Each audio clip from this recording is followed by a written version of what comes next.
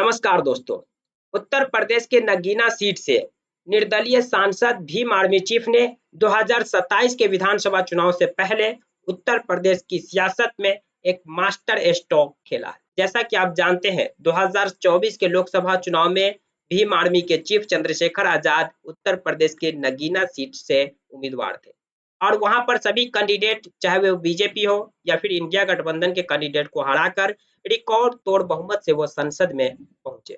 संसद भवन में 26 जुलाई को यानी कल 3 प्राइवेट बिल चंद्रशेखर आजाद ने पेश किए। यहाँ पर हम आपको क्लियर कर दें कि प्राइवेट बिल क्या होता है और सरकारी बिल क्या होता है। जब भी सरकार के कोई मंत्री अगर कोई बिल संसद में पेश करते हैं तो उसे गवर्नमेंट यानी सरकारी बिल कहा जाता है।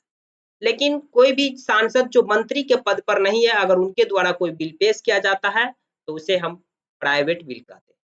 जैसे कि चंद्रशेखर आजाद वो सरकार का हिस्सा नहीं है, वो किसी मंत्री के पद पर नहीं है, तो वो अपनी तरफ से अपना बिल पेश किए तो इन्हें प्राइवेट बिल कहा जाता है। और ये 3 प्राइवेट बिल ऐसे हैं जो आने वाले समय में यूपी के सियासी समीकरण में काफी कुछ बदलाव ला सकते हैं। जैसा कि आप जानते होंगे कि भीम आर्मी चीफ की दलित वोट बैंक में एक अच्छी पकड़ बनती जा रही है। इससे पहले उत्तर प्रदेश के दलित वोट बैंक में मायावती की अच्छी पकड़ थी और अभी भी है, लेकिन उनके पकड़ पे कुछ ढील नजर आई है। उनकी पकड़ ढील होकर के कुछ इंडिया गठबंधन की ओर गई है और कुछ अब आजाद जो इनकी पार्टी है, चंद्रशेखर आजाद की पार्टी, इनके ओर झुकी है।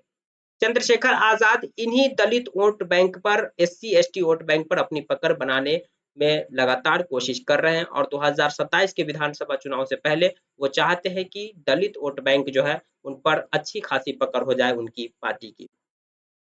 उन्होंने कल संसद भवन में 3 प्राइवेट बिल जो पेश किए, उनमें जो पहला प्राइवेट बिल था वो निजी क्षेत्रों में एससी एसटी और ओबीसी के लिए आरक्षण का प्रावधान। कल जो उन्होंने बिल पेश किया उसमें यह प्रावधान था कि जो भी निजी क्षेत्र है, जो भी निजी फर्म है, जिसमें 20 से ज़्यादा लोग काम कर रहे हैं, उसमें एससी, एसटी और ओबीसी के लिए रिजर्वेशन का प्रावधान किया जाए। यानी अभी तक गवर्नमेंट इंस्टीट्यूशन में, गवर्नमेंट संस्था में, यानी सरकारी नौकरी वगैरह में एससी, एसटी, ओबीसी के लिए आरक्षण हुआ करते थे। चंद्रशेखर आजाद ने प्राइवेट में भी एससी, एसटी और ओबीसी के लिए आरक्षण की मांग की है। ऐसी संस्था जिनमें 20 से ज़्यादा लोग काम करते हैं, वहां पर एससी, एसटी और ओबीसी के लिए आरक्षण का प्रावधान किया जाए। यह चंद्रशेखर आजाद की ओर से जो बिल पेश किया गया, इस बिल में मांग की गई है। इससे यूपी के सियासी समीकरण में काफी बदलाव, यानी कि एससी समुदाय को चंद्रशेखर आजाद अपने साथ लाने की कोशिश में लगे हैं, एसटी समुदाय को अपने साथ लाने की कोशिश में लगे हुए हैं और ओबीसी समुदाय को भी अपने साथ लाने की कोशिश में लगे हैं। एससी एसटी समुदाय पर दलित है, यानी इस पर मायावती की पार्टी बीएसपी की पकड़ अच्छी थी। यानी कि मायावती के लिए आने वाले चुनाव में और खतरे की घंटी देखने को मिल सकती है। इस चुनाव में तो शायद एक भी सीट नहीं जीत पाई, यानी पहली बार ऐसा होगा कि शायद मायावती की पार्टी का उत्तर प्रदेश में इतना बुरा हाल हुआ होगा जब वो कभी सरकार में रही थी। तो वो एक भी सीट नहीं जीत पाई और जिस दलित वोट बैंक के जरिए वो सत्ता में आया करती थी, उनकी पकड़ थी, उस पे पकड़ भी ढीली पड़ रही है। चंद्रशेखर आजाद उस पर पकड़ बना रहे हैं। दूसरा, समाजवादी पार्टी की भी ओबीसी और दलित वोट बैंक पे पकड़ है, इंडिया गठबंधन की भी, यानी उसके लिए भी एक खतरे की घंटी है। तीसरा, बीजेपी की भी दलित वोट बैंक ओबीसी पर पकड़ है, लेकिन इस चुनाव में उनकी पकड़ थोड़ी कमजोर दिखी, यानी उसके लिए भी ये खतरे की घंटी है।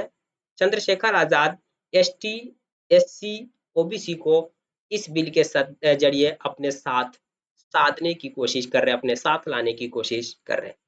दूसरी जो उनकी मांग थी वो भी एससी एसटी यानी अनुसूचित जाति और अनुसूचित जनजाति के बच्चों के लिए थी। उनकी मांग ये थी कि एससी और एसटी जो समुदाय के बच्चे हैं, उनके लिए आवासीय स्कूल की स्थापना की जाए।